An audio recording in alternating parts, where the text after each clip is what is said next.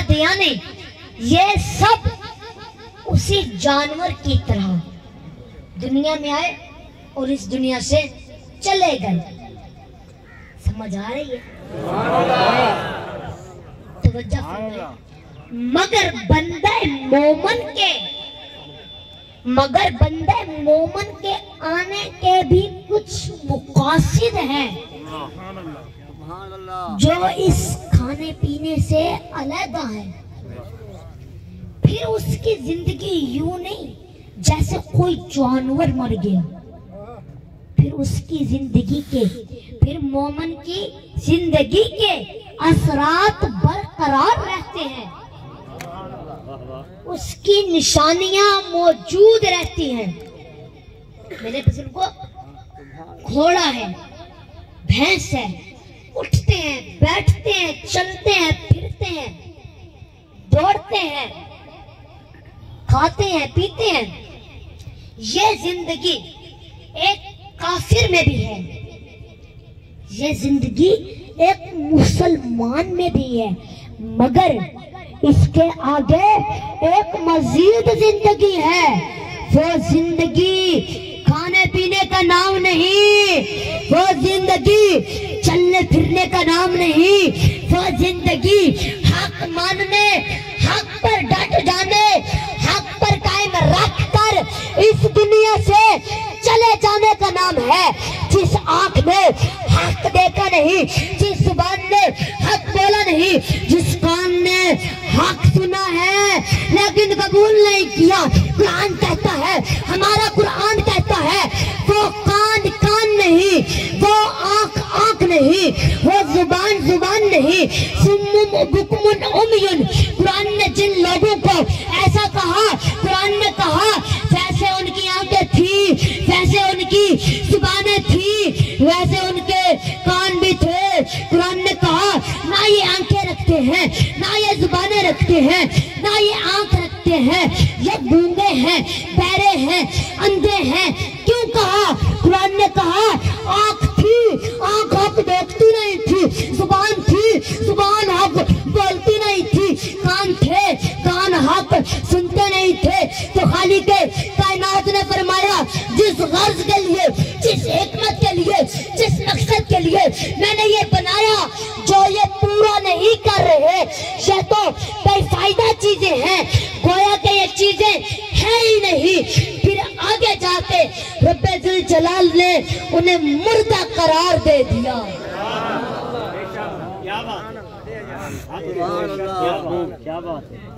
سمجھ آ رہی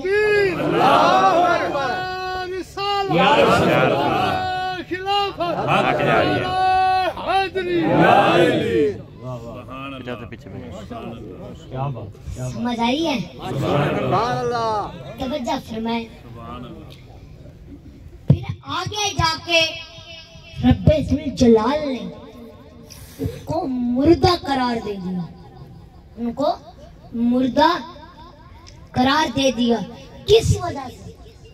وہ حق نہیں مانتے تھے، وہ حق نہیں مانتے تھے، اور جو حق نہ مانے اللہ کے قرآن نے فیصلہ کر دیا، اگرچہ وہ پہلوانوں کی طرح چلتا ہو، پھرتا ہو، دوڑتا ہو، کھاتا پیتا ہو، کھاتا پیتا ہو، میرے رب نے فرمایا، میرے رب نے فرمایا جو حق قبول کر لے وہ قبر میں بھی چلا جائے وہ زندہ ہے،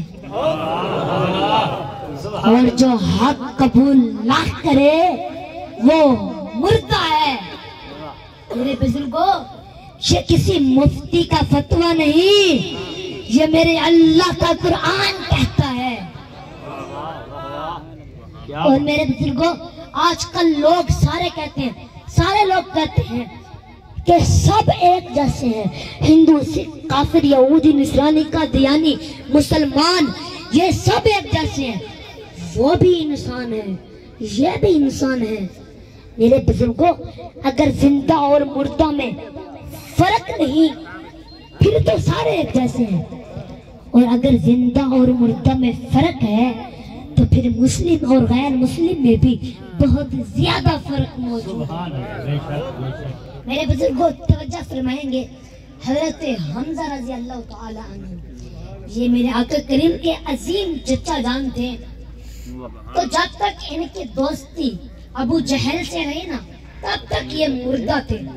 پھر جب انہوں نے کلمہ پڑھا تھا نا تب زندہ ہوئے، جب کلمہ پڑھا تب زندہ ہوئے۔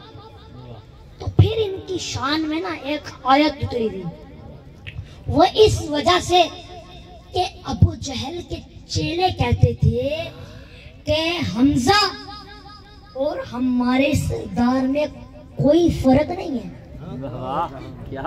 دونوں ایک جیسے ہیں، دونوں کے دو ہاتھ ہیں، دو پاؤں ہیں، رنگ ایک ہے، بولی ایک ہے، نسل ایک ہے، روپ ایک ہے۔ لیکن پھر رب ذوالجلال نے فرمایا اب نہیں، پہلے یہ دونوں ایک جیسے تھے، اب نہیں۔ رب نے فرمایا اوامن کان میتا، کیا وہ شخص جو کہ مردہ تھا، فاحییناہ، بس ہم نے اس کو زندہ کر دیا۔ حضرت حمزہ مردہ تھے، کب زندہ ہوئے؟ جب کلمہ پڑھا تب زندہ ہوئے۔ میرے بزرگوں یہ زندگی جس کو عام زندگی کہا جاتا ہے، یہ سب کچھ ان میں موجود تھا۔ رب فرماتا ہے اوامن کانا میتا، جو ماضی میں مردہ تھا، فاحییناہ، بس ہم نے اس کو زندہ کر دیا۔ وجعلناہ نورا، بس ہم نے اس کو نور دے دیا۔ رب فرماتا ہے کوئی ہوش کرو، ایسے زندہ کو تم مردہ کے ساتھ ملا رہے ہو۔ نعرہ تکبیر، نعرہ رسالت، نعرہ تحقیق، نعرہ حیدری، توجہ ہے؟ سبحان اللہ۔ رب فرماتا ہے کوئی ہوش کرو، ایسے زندہ کو تم مردہ کے ساتھ ملا رہے ہو۔ جو نور والا ہے تم اندھیرے میں رہنے والے کے ساتھ ملا رہے ہو۔ تم اندھیرے میں رہنے والے کے ساتھ ملا رہے ہو۔ رب فرماتا ہے ابو جہل مردہ ہے، حضرت حمزہ کو ہم نے زندہ کر دیا۔ ابو جہل اندھیرے میں ہے، حضرت حمزہ ایمان کے سویرے میں ہے۔ کیا بات۔ میرے بزرگوں توجہ فرمائے، جو کافر ہوتا ہے نا، کافر قرآن پاک اس کو زندہ نہیں سمجھتا، اور جو مومن ہوتا ہے قرآن پاک اس کو زندہ سمجھتا ہے۔ اے سادہ مومن اپنا مقام پہچان۔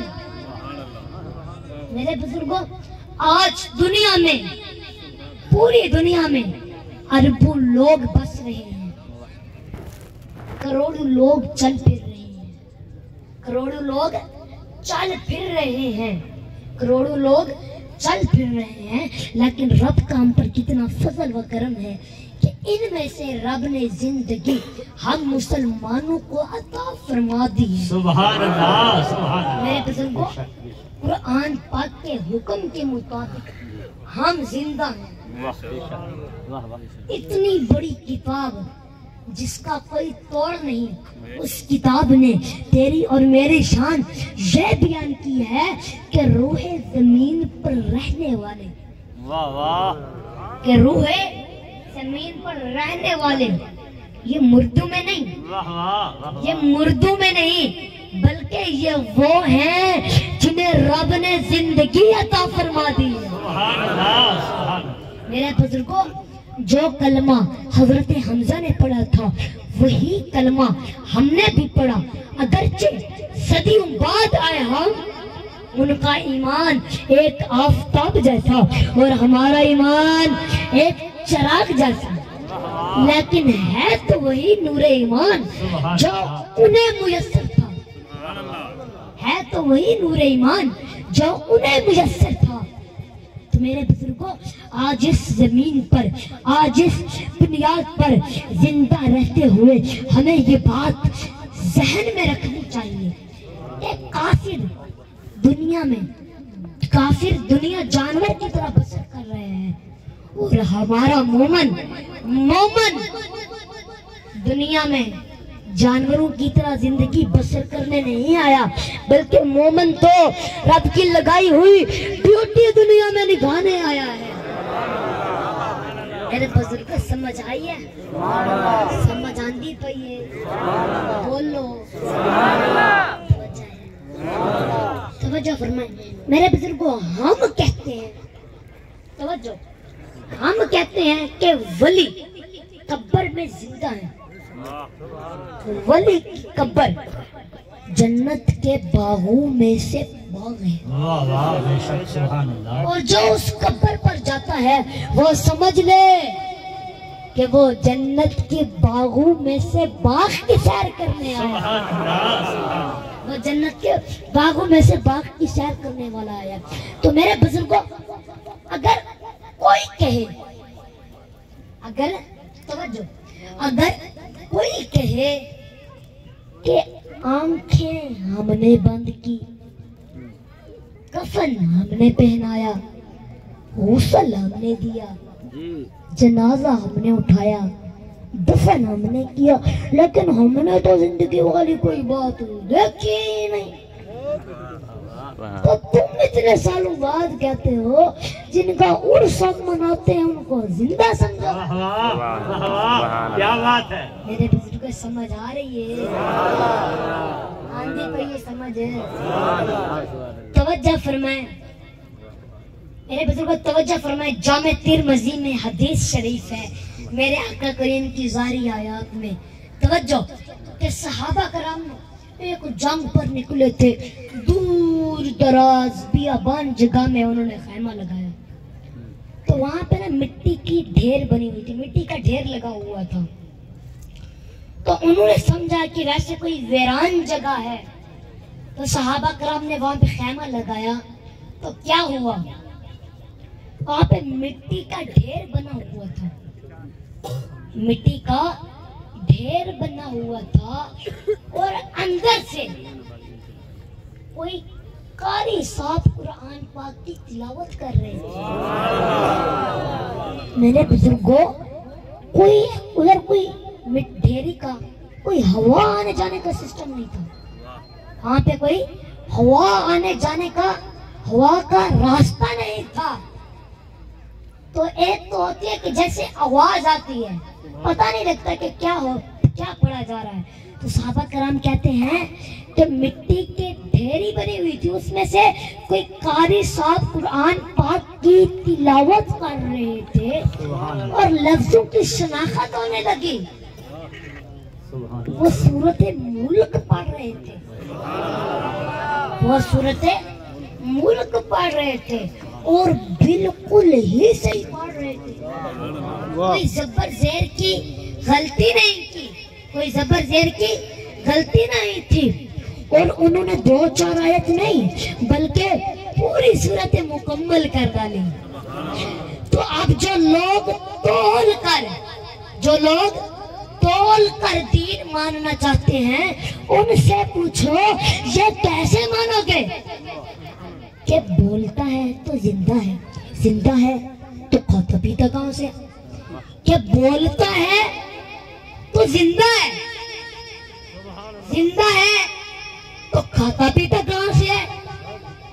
تو جب صحابہ کرام نے جنگ سے واپس ہیں تو انہوں نے آ کے میرے آقا کریم سے سوال کیا کہ یا رسول اللہ صلی اللہ علیہ وسلم، ان سے یہ سوال کیا کہ یا رسول اللہ ہم نے وہاں پہ خیمہ لگایا تو مٹی کا ڈھیر بنا ہوا تھا، اس میں سے کوئی قاری صاحب قرآن پاک کی تلاوت کر رہے تھے اور بالکل ہی صحیح پڑھ رہے تھے، کوئی زبر زیر کی غلطی نہیں، اور انہوں نے 2-4 آیت نہیں بلکہ پوری صورت مکمل کر ڈالی۔ اب میرے آقا کریم چاہتے تو ان سے یہ فرماتے کہ صحابہ کوئی پوچھنے والی بات پوچھو، یہ بھی کوئی پوچھنے کی بات ہے، یہ بھی کوئی پوچھنے کی بات ہے، ایسے سوال مجھ سے مت پوچھا کرو، ایسے سوال مجھ سے نہ پوچھا کرو۔ لیکن میرے آقا کریم نے ہرگز یہ نہیں فرمایا، میرے آقا کریم نے میرے آقا کریم نے فرمایا صحابہ تمہارا سوال تو ٹھیک ہے، یقیناً تم نے سنا ہے، یقیناً تمہیں آواز آئی ہے، یقیناً قاری صاحب نے پڑھا ہے، یقیناً کبر والے نے پڑھا ہے، یقیناً اس نے صحیح پڑھا ہے، یقیناً اس نے سورۃ ملک پوری پڑھی ہے۔ صحابہ اس کی وجہ میں تمہیں بتاتا ہوں، توجہ، اس کی وجہ میں تمہیں بتاتا ہوں کہ صحابہ وہ قاری صاحب نا دنیا میں کثرت سے سورۃ ملک کی تلاوت کرتے تھے، اور اللہ پاک جس بدن میں قرآن پاک کا نور ڈال دیتا ہے نا، وہ قبر میں بھی چلا جائے، وہ قبر میں بھی جا کے سورۃ ملک کی تلاوت کر سکتا ہے۔ صحابہ یہ میری امت کو بتانا، سورۃ ملک کی بڑی پاور ہے، اور پڑھنے والے کے ساتھ قبر میں جاتی ہے، پڑھنے والے کے ساتھ قبر میں